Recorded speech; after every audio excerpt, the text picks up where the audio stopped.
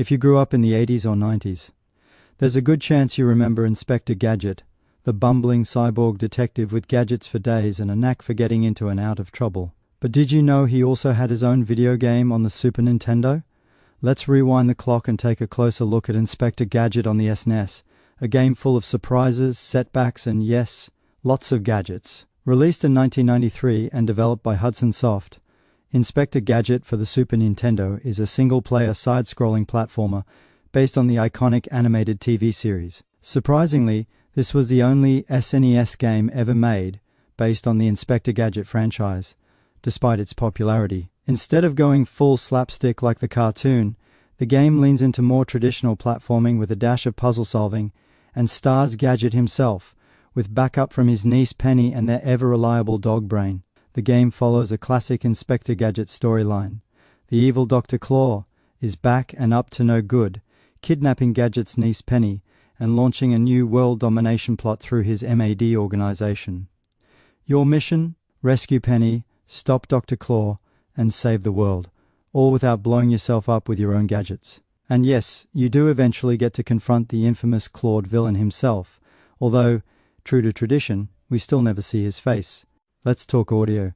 The soundtrack is kind of a mixed bag. The iconic Inspector Gadget theme plays during the intro, which is great, but then it vanishes. Most in-game music is original and serviceable, but nothing particularly memorable.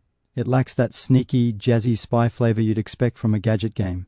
Sound effects, on the other hand, are solid. You get some fun bounces, zaps, and clunky Gadget noises that match the cartoon tone. There's no voice acting, which is a bit of a shame, because a few digitized catchphrases could have added a lot of personality. Here's where things get tricky, literally.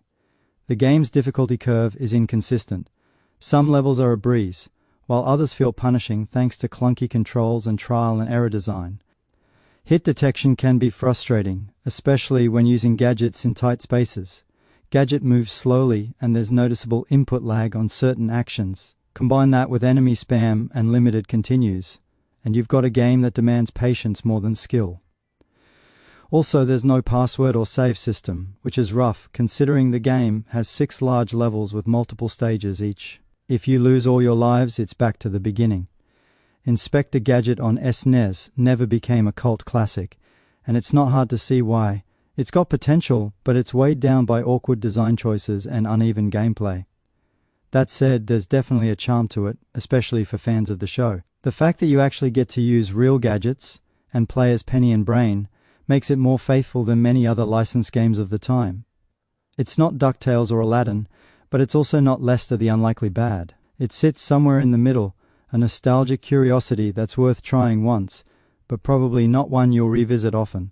Gameplay-wise, Inspector Gadget is a pretty straightforward platformer, but it throws in a few unique twists to match the show's style.